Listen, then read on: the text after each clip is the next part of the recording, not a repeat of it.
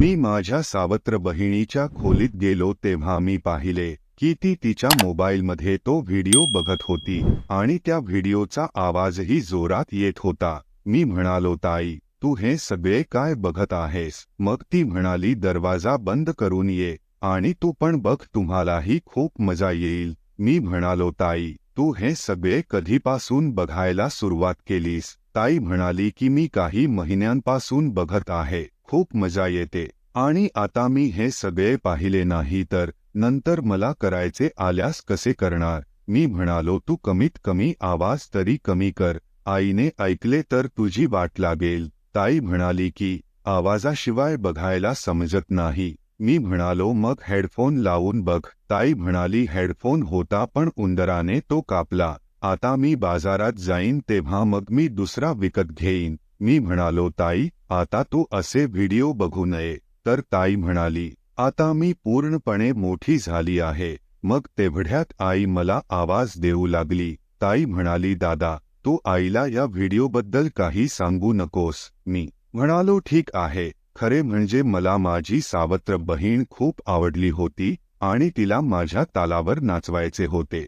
जेव्हा मी आईकडे गेलो तेव्हा आई म्हणाली, विकास, मी आणि तुझे बाबा कपडे विकत घ्यायला शहरात जात आहोत, म्हणून तू आणि पूजा घरात राहून घर सांभाळा। मी म्हणालो, ठीक आहे आई, मी सगळे सांभाळेन। त्यानंतर मी ताईच्या रूममध्ये गेलो। मी म्हणालो, ताई, आई पप्पा शहरात कपडे विकत घ्यायला जात आहे। दीदी म्हणाली, ठीक आहे, मग आज खूप मजा येईल। ताई म्हणाली, आपण दोघे एकत्र बसून सिनेमा बघूया। मी म्हणालो, हो, चल बघूया। त्यानंतर आम्ही दोघे रूममध्ये गेलो आणि तो सिनेमा पाहू लागलो। थोडा वेळ पाहिल्यानंतर ताई म्हणाली, दादा, आपण दोघे हे सगळे केले तर कसे होईल? मी म्हणालो, ठीक होईल, पण मला थोडी भीती वाटत आहे। ताई म्हणाली, कशाची भीती वाटते तुला? मी म्हणालो, जर हे सगळे आई पप्पांना माहीत झाले तर ते आपल्याला खूप मारतील। ताई म्हणाली, आपण दोघे ही गोष्ट आई पप्पाला कधीच कळू द्यायची नाही। मी म्हणालो, ठीक आहे, मग आज खूप मजा येईल। त्यानंतर आम्ही दरवाजा बंद केला। जवळपास 1 तासानंतर आम्ही दोघे बाहेर आलो। मी आणि दीदी दोघेही घामाने भिजलो होतो। तर मित्रांनो, आज मी तुम्हाला सांगणार आहे की मी माझ्या सावत्र बहिणीसोबत ते सर्व कसे केले। त्यामुळे शेवटपर्यंत कथा नक्की ऐका, कारण पुढची एक गोष्ट ऐकल्यावर तुमचे मन खूप खुश होईल। मित्रांनो, माझ्या घरी माझी आई, वडील आणि मी राहत होतो। माझे वडील गुतेदाराचे काम करायचे। त्यांचे 2 लग्न झाले होते। त्यांची पहिली बायको माझी आई होती, पण आजारपणामुळे ती मला लहानपणीच सोडून गेली। त्यानंतर माझ्या वडिलांनी दुसरे लग्न केले होते। आता मी ज्यांच्यासोबत राहतो ती माझी सावत्र आई आहे। तिला एक मुलगी आहे, जी माझ्यापेक्षा 2 वर्षांनी मोठी आहे। मी तिला ताई म्हणतो। काही लोक म्हणाले की माझ्या वडिलांचे आणि सावत्र आईचे आधीच अफेअर होते आणि त्यांना एक मुलगी देखील होती, म्हणून जेव्हा माझी आई गेली तेव्हा काही दिवसांनी पप्पांनी तिच्याशी लग्न करून तिला घरी आणले। पण माझी सावत्र आई माझा खूप लाड करायची, जशी ती आपल्या मुलीची काळजी घेत असायची। मी आणि माझी सावत्र बहीण एकाच खोलीत झोपत होतो। हळूहळू असेच दिवस जात होते। आता मी आणि माझी बहीण पूर्णपणे मोठे झालो होतो। एके दिवशी संध्याकाळी घरातील सर्व लोक बसून जेवत होतो। मी पप्पांना थोडे उदास दिसत असल्याचे पाहिले। मी पप्पांना विचारले, पप्पा, काय झाले? तुम्ही उदास दिसत आहोत? तर पप्पा म्हणाले, हो विकास, साधारण 1 महिना होत आहे,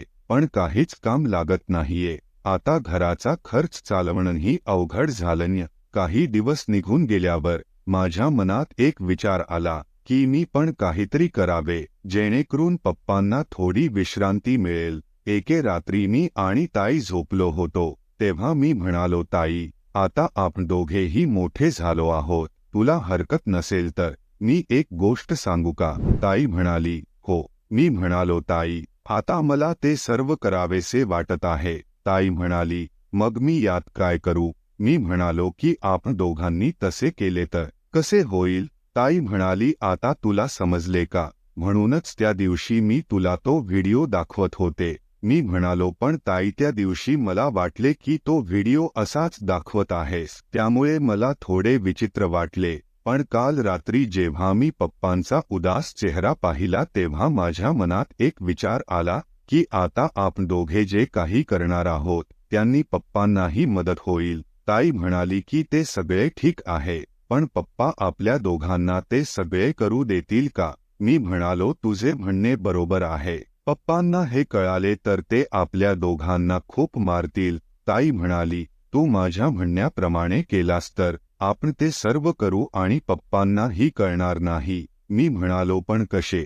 ताई म्हणाली, आपली पाठीमागची रूम आहे, आपण त्या रूममधले सर्व सामान वरच्या खोलीत शिफ्ट करू आणि त्याच रूममध्ये आपण दोघे ते सर्व करू. मी म्हणालो, ताई एक ना एक दिवस ही गोष्ट आई पप्पांना कळेलच, मग आपण काय करणार? ताई म्हणली, जेव्हा कळेल तेव्हा कळेल, पण जेव्हा आपले काम यशस्वी होईल तेव्हा आईबाबांनाही आपला अभिमान वाटेल. त्यानंतर आम्ही गरजेचे सामान घेऊन आलो. मग आम्ही त्या दिवसाची वाट पाहू लागलो जेव्हा घरात माझ्या आणि ताईशिवाय दुसरे कुणीच नसावे. मग एके दिवशी तो दिवस आला ज्याची मी आणि ताई आतुरतेने वाट पाहत होतो. आई पप्पा बाजारात कपडे विकत घ्यायला गेले होते. आता मी आणि ताई घरात एकटेच होतो. मी म्हणालो, ताई आपण ते सगळे पटकन करूया.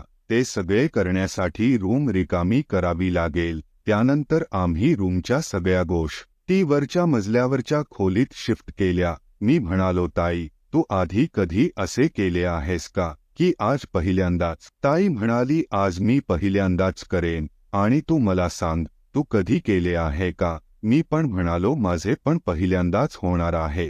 त्यानंतर मी चटई जमिनीवर अथरली. ताई म्हणाली, आता लवकर जा, सर्व सामान घेऊन ये. त्यानंतर मी सर्व सामान घेऊन आलो. ताई म्हणाली, दरवाजा बंद कर. मी म्हणालो, आता आपल्याशिवाय घरात दुसरे कोणीच नाही, मग कशाची भीती आहे? ताई म्हणली, तरीही बंद कर, मग आपण चांगल्या प्रकारे करू शकू. त्यानंतर मी दरवाजा बंद केला आणि 1 तासानंतर आम्ही दोघेही रूममधून बाहेर आलो. आम्ही दोघंही घामाने भिजलो होतो. ताई म्हणाली, तुला कसे वाटले? मी म्हणालो, ताई खरंच मजा आली. ताई म्हणाली, आता काहीच नाही, जेव्हा आपल्याकडे भरपूर पैसे असतील तेव्हा बघ, अजून मजा येईल. त्यानंतर आम्ही रूम लॉक करून हॉलमध्ये आलो आणि टीव्ही पाहू लागलो. मी म्हणालो, ताई आपण तयार केलेला माल कसा विकायचा? दीदी म्हणाली, त्यामुळे आपल्याला छोट्या दुकानदाराशी संपर्क करावा लागेल, त्यांना आपला माल त्यांच्यापर्यंत पोहोचते करावा लागेल. मी म्हणालो, ठीक आहे ताई, मी हे काम करीन. खरे तर मी माझ्या ताई बरोबर खोलीत अगरबत्ती बनवत असायचो. त्यानंतर मी छोट्या दुकानात जाऊन माझा माल दाखवला. त्यांना आमचा माल खूप आवडला. त्यांनी आम्हाला 10,000ची ऑर्डर पण दिली. हे आमचे पहिले यश होते. आम्हाला खूप आनंद झाला. त्यानंतर आम्ही दोघेही आमचा बिझनेस पुढे नेण्यासाठी मनापासून काम करत राहिलो. हळूहळू 4 महिने निघून गेले.